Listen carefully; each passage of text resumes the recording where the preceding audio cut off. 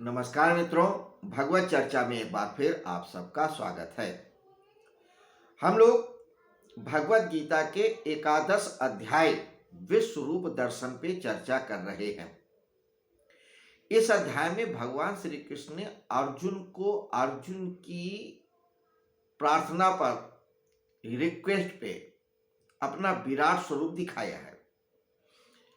विराट स्वरूप जिसमें भगवान ने अपना चतुर्भुज दिखाया है, चतुर्भुज रूप यानी विष्णु स्वरूप दिखाया है, सौम्य स्वरूप दिखाया है। इसके अलावा अपना बृहद रूप दिखाया है, जिसमें सारा ब्रह्मांड, ग्रह, तारे, नक्षत्र, परा अपरा सारी सत्ताएं विद्यमान है, अपने भाव विभाव सहित। इसके अलावा उन्होंने अपना मनुष्य शरीर भी दिखाया है, जिसमें वो विद्यमान थे उस काल में।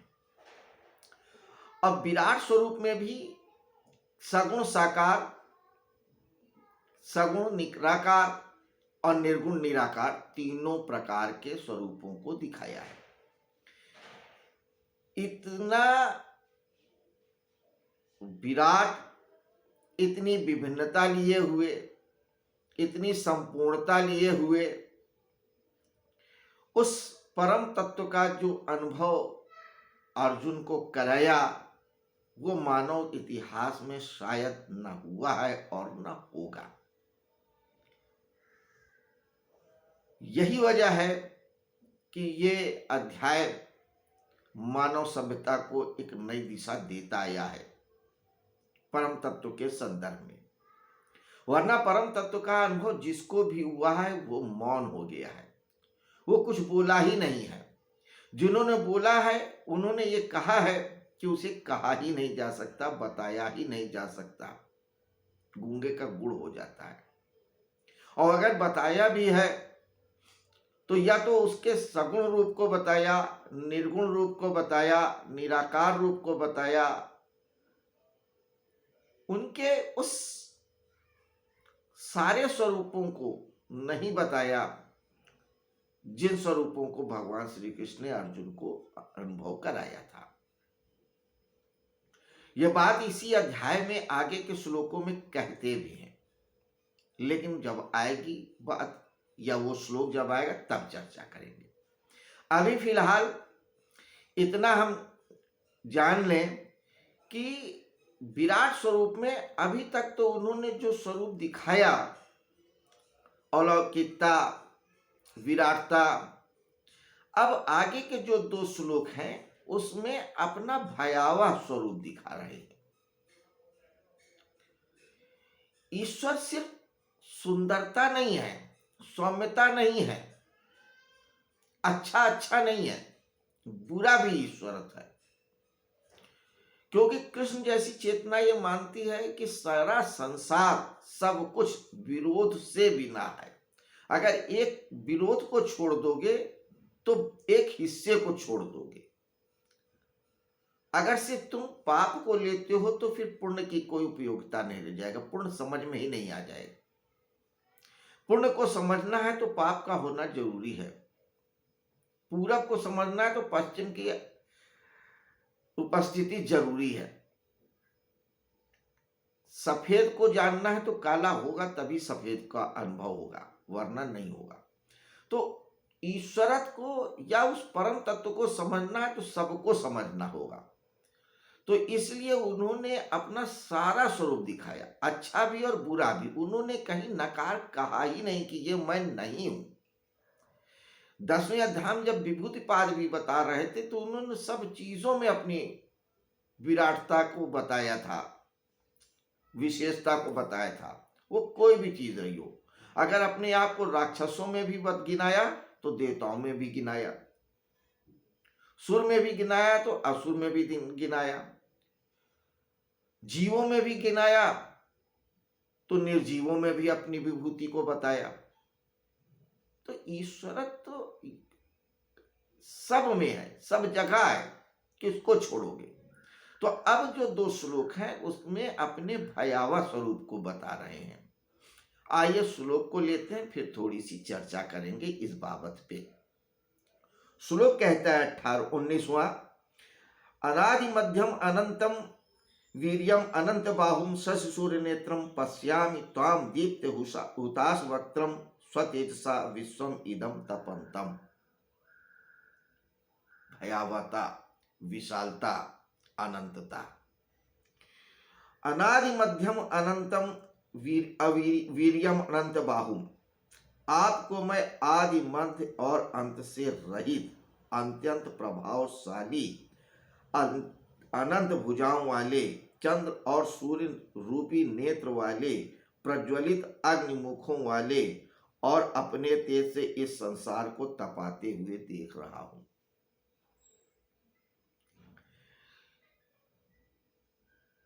पिछले श्लोकों में भगवान ने कहा था और पहले बताया था कि मैं ब्रह्मा भी हूं, विष्णु भी हूं, महेश भी हूं।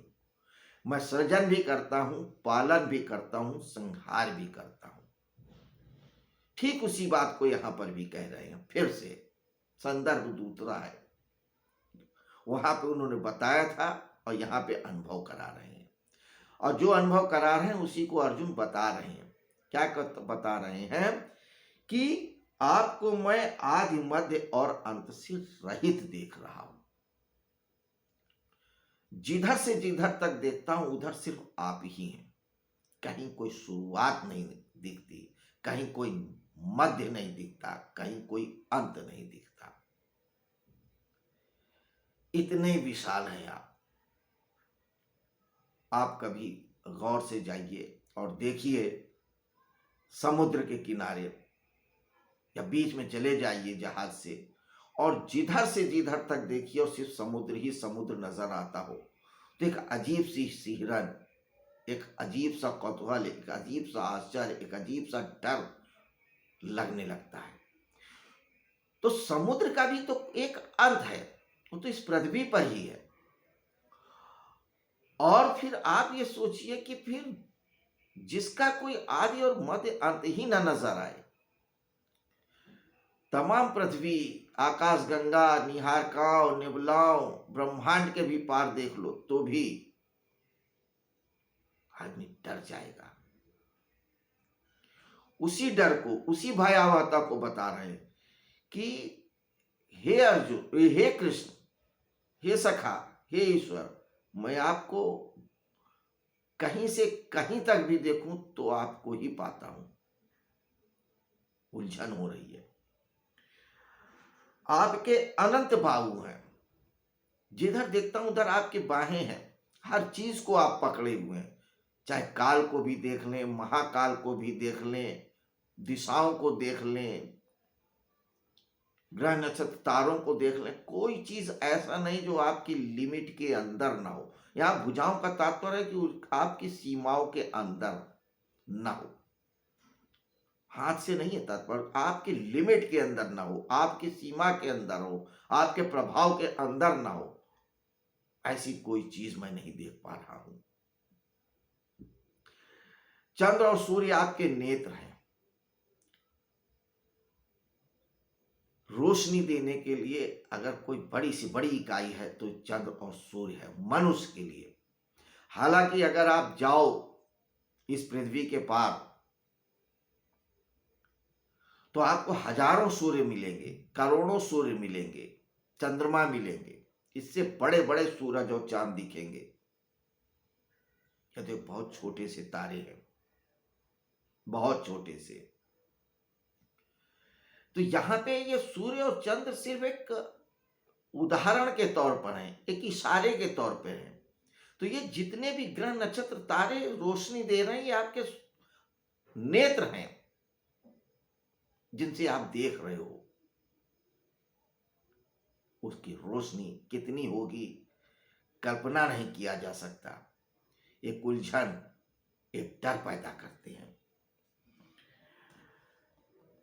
और ये जो नेत्र हैं, ये मुख है, ये अग्नि प्रदान करते हैं। व्यक्ति जब सांस लेता है तो एक गर्म सी सांस निकलती है।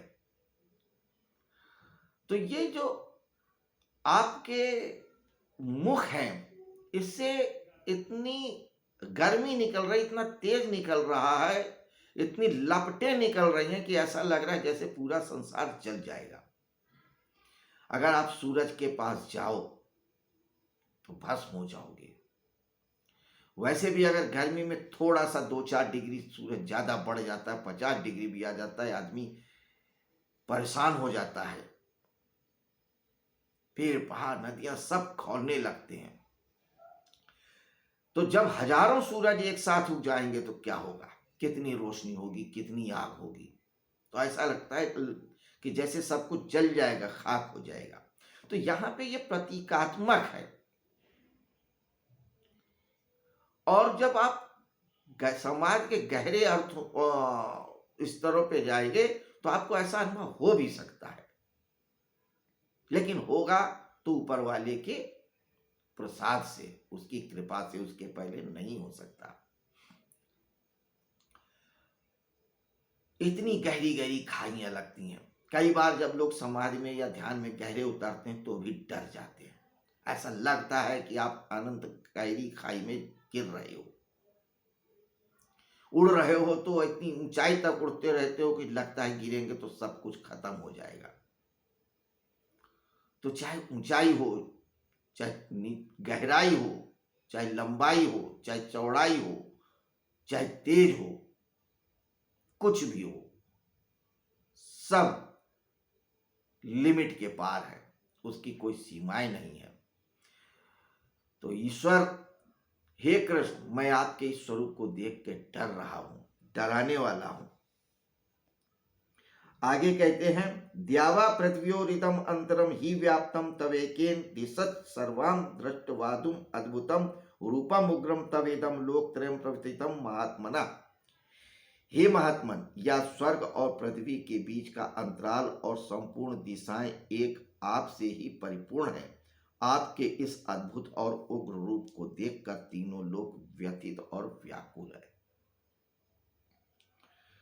स्वर्ग और पृथ्वी के बीच का अंतराल और संपूर्ण दिशाएं एक आप ही से परिपूर्ण है। जो हमारे यहाँ 14 लोग कहना है या 7 लोग मानते हैं, लोग मानते हैं कुछ लोग, ऊंचे से ऊंचे स्तर पर, सूक्ष्म से सूक्ष्म स्तर पर। तो इस पृथ्वी और उन लोगों के बीच का जो भी स्थान है, चाहे कोई भी दूरी हो, सब कुछ आप में ही विद्यमान है। कोई दिशा ऐसी नहीं है, कोई जगह ऐसी नहीं है कि जहां पे आप ना हो। आपकी इस विशालता और भयावहता को देख करके तीनों लोग और क्या सभी लोगों के लोग व्यतीत हैं, परेशान हैं। जो भी उस विराट का अनुभव करने जाता है व्यतीत हो जाता है, परेशान हो जाता है। आप कालों के कालो, महाकालो। तो कुल मिलाकर के ये 19वें और 20वें श्लोक में भगवान श्री कृष्ण अर्जुन को अपना वो स्वरूप दिखाते हैं जिसे आप नकारात्मक कह सकते हो, भयावह कह सकते हो, डरावना कह सकते हो। क्योंकि ईश्वर सब कुछ है, सब कुछ है। कोई ऐसी चीज नहीं है जो कि नहीं हो, कोई ऐसी जगह नहीं है जहां पे वो ना हो, कोई ऐसा सामर्थ्य, कोई ऐसा कार्य, कोई ऐसा वस्तु नहीं है जो उनकी पहुंच के और उनकी सामर्थ्य के पार हो। तो इन 2 श्लोकों पे, 19वें और 20वें श्लोकों पे आज हमने थोड़ी सी चर्चा किया। इन श्लोकों के जो शब्दों के अर्थ हैं वो उतने महत्वपूर्ण नहीं है, इनके भाव महत्वपूर्ण है। ध्यान में उतर करके उनको अनुभव करना महत्वपूर्ण है। जब तक आप आंख बंद करके इन श्लोकों का मनन, चिंतन, निध्यासन करके अनुभव नहीं करेंगे तो कोई अर्थ नहीं होता है। बाकी तो ये शब्द रह जाते हैं, उनके अर्थ रह जाते हैं। ये बिल्कुल उसी तरह से होंगे जैसे कि अर्जुन अनुभव करते हुए कृष्ण से बता रहे हैं और उसी बात को सुन के संजय धृतराष्ट्र से बता रहे हैं। तो धृतराष्ट्र के लिए ये सारे सिर्फ शब्द हैं, उनके कोई बहुत मायने नहीं है। अगर मायने जानना है तो इन श्लोकों को खुद पढ़ना होगा, स्वयं गुनना होगा और स्वयं अनुभव करने की कोशिश करना होगा, समर्पण करके, भाव युक्त होके, तभी कुछ फायदा होगा। वरना पढ़ते रहेंगे, गुनते रहेंगे, सुनते रहेंगे।